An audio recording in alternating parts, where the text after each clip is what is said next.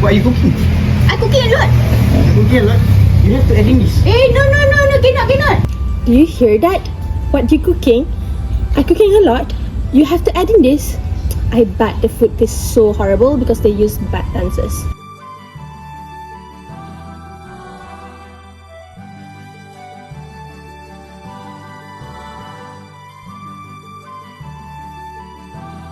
Everyone, so have you guys heard or play Mario? So our game is inspired by Mario, but for this one we don't use coin like Mario one, but we use word. Every time you hit your character hit the break, you're gonna get word. All the words are gonna use to make 3 sentences. So all the sentences are completed and you can go to the next round. Level 3 focus on past tense. In level 3, student will be presented with a story called The Journey to Victory. The story tells the journey of travelers to obtain the mighty sword of King Arthur. The story consists of 3 paragraphs and written in present tense. The students will need to read, interpret and change the story into past tense. Then, they can check their answer on our Instagram page, which is FAIRYTENSE. They can also do some extra notes there, as we have variety of content. In this level, player will require to move the Tinkerbell towards the boats using the arrow keys. So the boat will provide player a question to answer.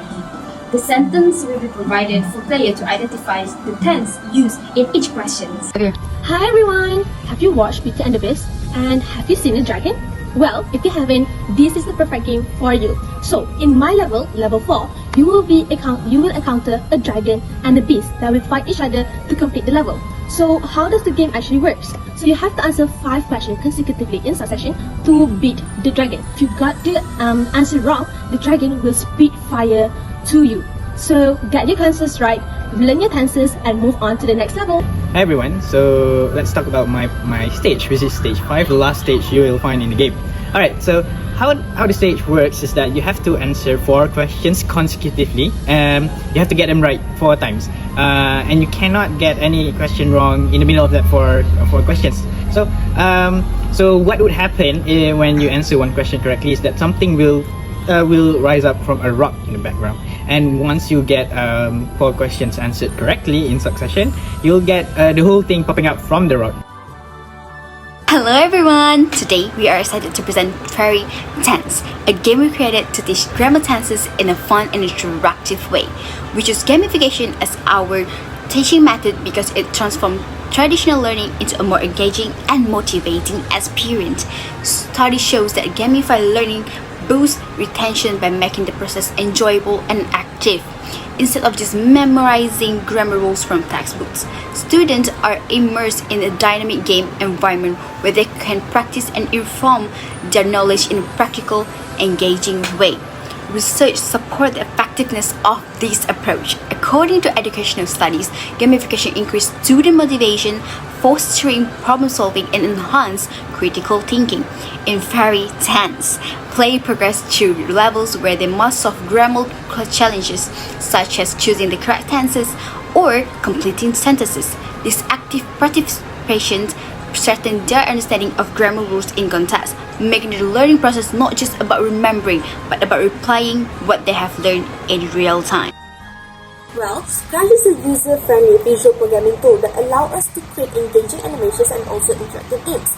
We chose Scratch because of its simplicity, flexibility, and also ability to create engaging animations and also vibrant environments. And as a beginner, we needed a platform that can make it able for us to design a game without needing advanced coding skills, and Scratch has exactly that.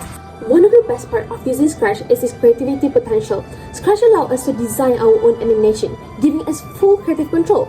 And for FAIRYTENSE, we crafted a magical world filled with unique characters and also visual elements that engages with students throughout the game. The visual design is surely the key in capturing attention and also creating a much more immersive experience. Not to forget, Scratch also offered a library rich with premise, sprites, sounds and also effects, which we incorporated into our game to make the magical world feel more enhanced. Players can navigate through this game by identifying or using correct answers, moving seamlessly from one level to the next. We decided to focus our project on the implementation and use of various different tenses present in the DSKP curriculum from forms 1 to 3. So we chose this specific topic, which is tenses, because we feel that most students, especially in the lower form brackets, are struggle with grammar tenses in general. So I guess this scratch game is a way to introduce them and familiarize them with the concept of how different tenses work in different situations.